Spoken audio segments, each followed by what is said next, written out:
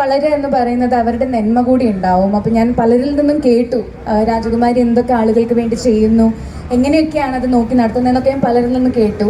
And അതിൻ്റെ വേറൊരു ആദ്യമായിട്ടാണ് എന്നോട് ഒരു ഇനാഗ്രേഷൻ വരുമ്പം വലിയ ആർഭാടൊന്നും വേണ്ട, സിമ്പിളായിട്ട് നിങ്ങൾ എങ്ങനെയാണോ അങ്ങനെ വന്നാൽ മതി. അപ്പം ഞാൻ ചോദിച്ചു അതെന്താ എല്ലാവരും പറയാ ഒരുങ്ങി വരണം എന്നുള്ളതാണ്. അപ്പോൾ അവർ പറഞ്ഞു നിങ്ങളുടെ ഐഡൻറ്റിറ്റിയാണ് ഞങ്ങൾക്ക് മുന്നോട്ട് കൊടുക്കേണ്ടത്, അല്ലാതെ നിങ്ങൾ എങ്ങനെ ഒരുങ്ങി വരുന്നു അതല്ല, നിങ്ങളുടെ എന്താണോ നിങ്ങളുടെ ഐഡൻറ്റിറ്റി അതാണ് ആൾക്കാരിലോട്ട് എത്തിക്കേണ്ടത്.